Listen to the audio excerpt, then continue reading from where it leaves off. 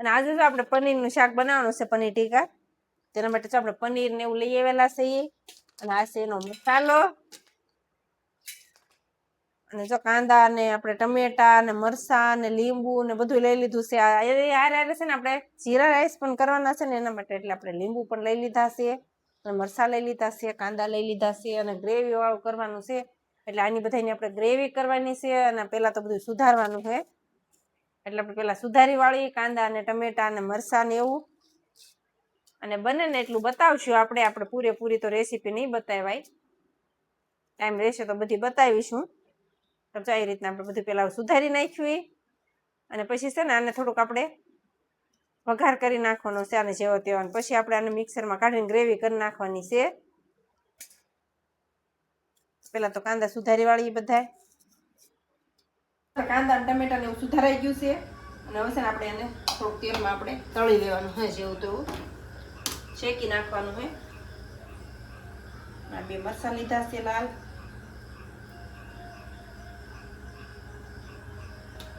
લસણની કળી અને જો બધી વસ્તુમાં લઈ લીધી છે આપણે. અને હવે આપણે તેલ નાખી દીધું છે ને જેવું તેવું શેકી નાખી, જીરું નાખી પછી આ મિક્સરમાં આપણે કાઢી નાખશું. અને મરચાં એને મિક્સરમાં કાઢવાના છે. આદુ છે અને મરચાં છે.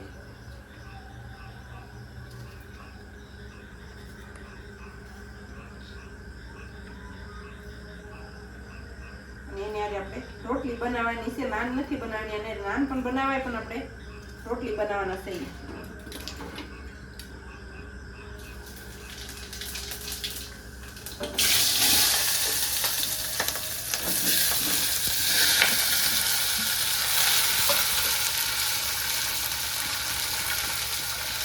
થોડુંક મીઠું નાખી દેવી, થોડું ધાણા જીરું નાખી દેવી, અને થોડીક હળદર નાખી દેવી.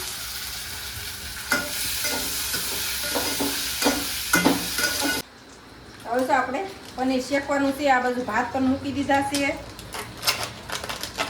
આ બાજુ બધી ગ્રેવી પણ આપણે તૈયાર થઈ ગઈ છે. મરચાંની આ મસાલો છે, અને જો ટમેટાની કાંદાની એની છે મરચાંની.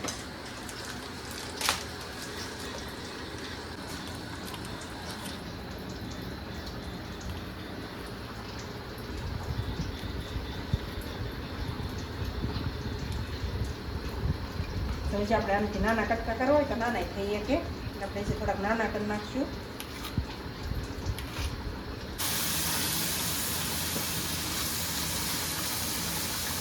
એમાં શેકવાનું છે ને.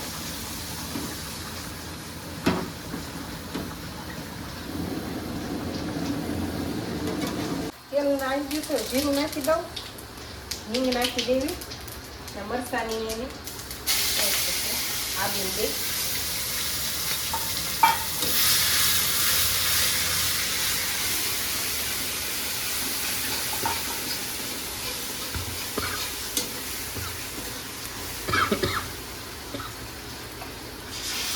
ગ્રેવી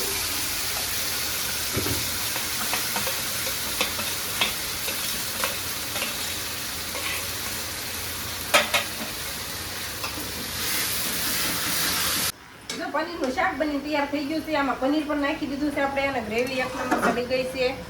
આ બધું ભાત પણ ચડી ગયા છે. એટલે હવે છે ને આપણે જીરાનો વઘાર કરી નાખવાનું છે, અને રોટલી ફટાફટ બનાવવાની છે. રોટલી તો જોઈશે ને, નકરા તો ભાતારી ખવાશે નહીં કઈ. જાવ તો શાક બની તૈયાર થઈ ગયું છે. કેમ લાગે છે તમને શાક? કેવું બન્યું છે? મેં તો સાચું છે, સારું બન્યું છે. રોટલી બનાવી નાખી ફટોફટ.